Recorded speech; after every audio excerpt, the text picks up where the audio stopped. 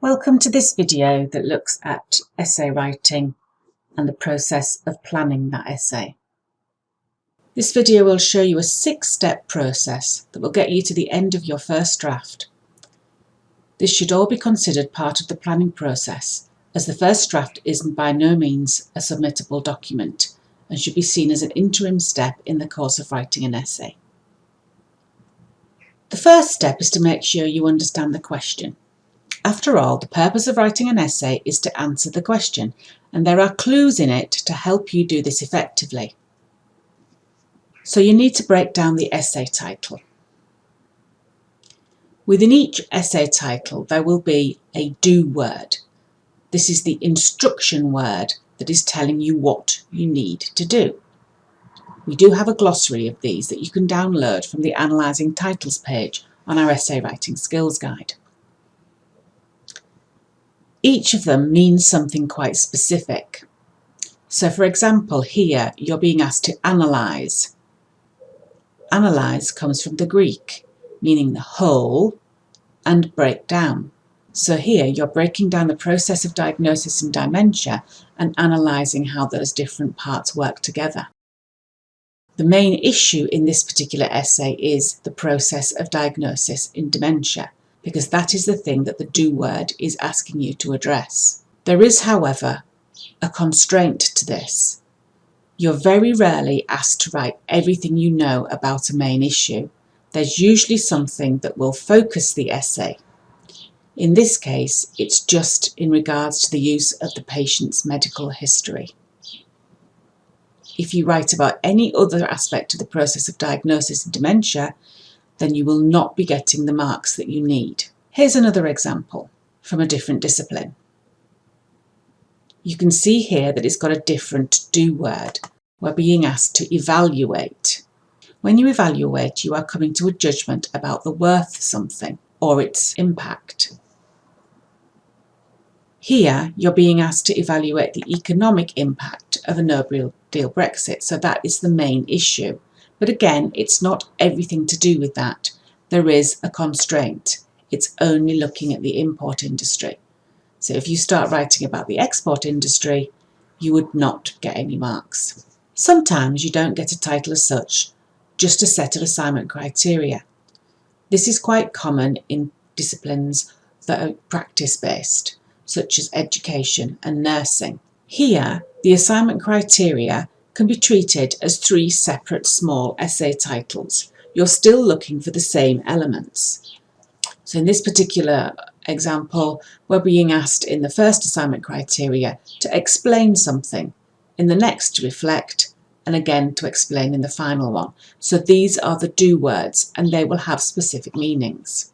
There are also 3 different main issues: some learning theories, some experience from practice, and some more knowledge of learning theory. And 2 of these criteria have constraints. Only areas that are relevant to teaching context are needed in the first one, and in the final one it's in some specific circumstances. In this case it refers to the previous criteria about teaching practice. Your next step is to interrogate the question.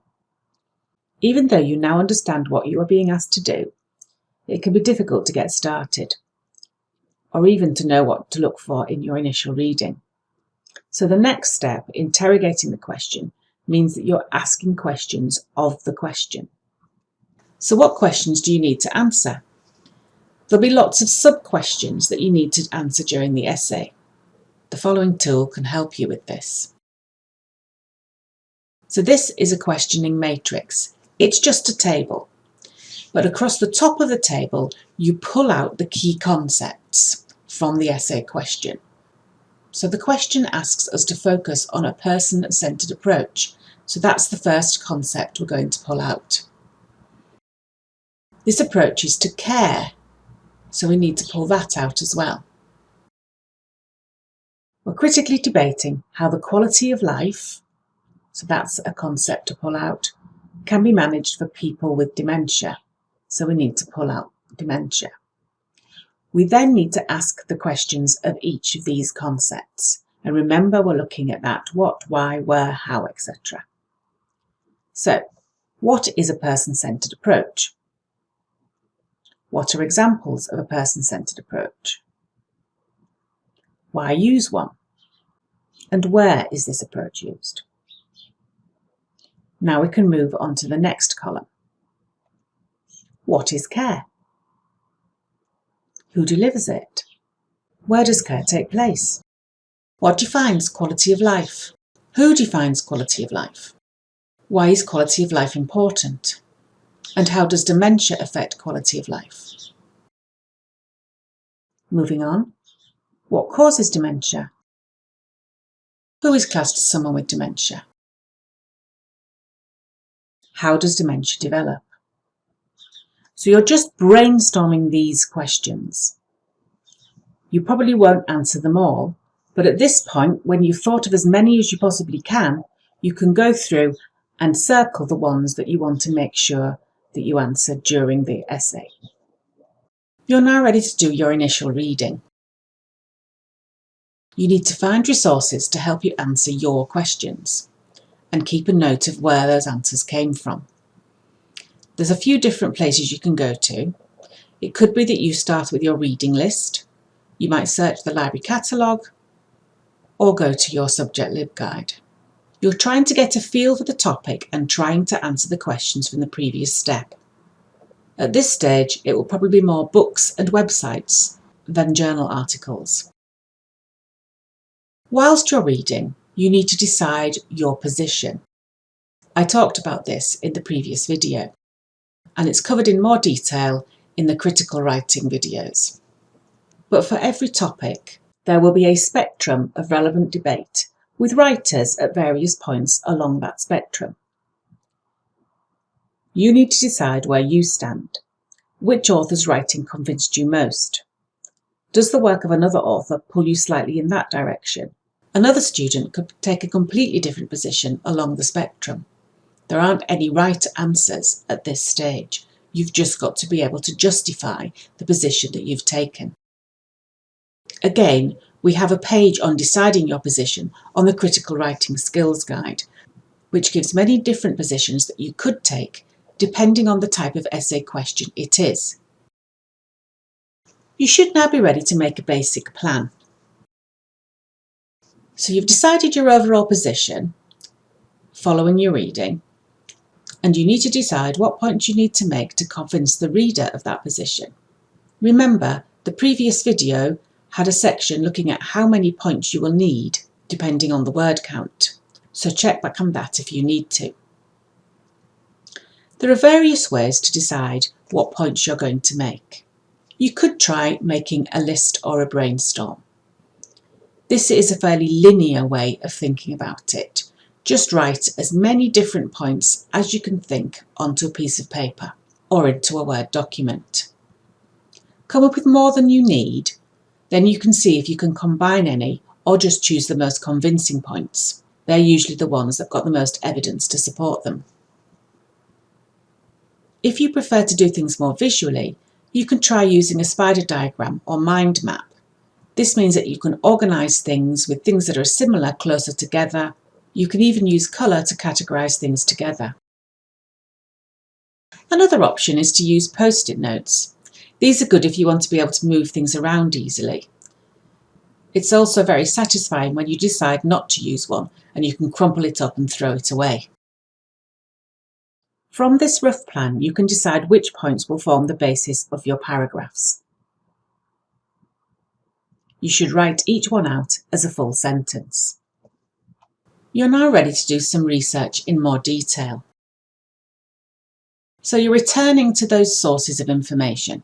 This time, you're looking at the specific evidence that will back up the points in your initial plan. You'll have to do a bit more reading. During this stage, you'll probably start to look at more journal articles, as they'll contain the most up-to-date research. Make sure you keep good notes about which piece of evidence is being used for which point. For example, you could number the points and put the number alongside the appropriate evidence in your notebook. And of course, remember to keep a record of all the sources you're using somewhere. Once you're in your second or third year, you might consider using something like RefWorks. This is a piece of software that helps you store and use your references. It's always important to make sure you know how to do it manually first though. So now you're ready to do your drafting. And I'm afraid I have had to put a swearing alert here because I have a couple of quite ripe quotes. Ernest Hemingway said the first draft of anything is shit. So don't put a lot of pressure on yourself at this stage. It's just about getting something on paper. Christina Dodd, another author, said you can always fix crap, but you can't fix a blank page. So getting something down is the most important part. So that first draft is about getting your ideas down on paper, not worrying about the English, just write it. So you're trying to get your introduction basically written, your conclusion basically written, and each point in between. You've already written your planned points out as full sentences, so it's just a case of expanding each of those into a full paragraph. It should be simple. Remember, all main body paragraphs should use the peel structure that was talked about in the last video, so check back on that if you need to. Remember, your first draft is your dirty little secret. Nobody else has to see it, and you've now got time to make it better before anybody else can. Revising and editing is covered in the next video.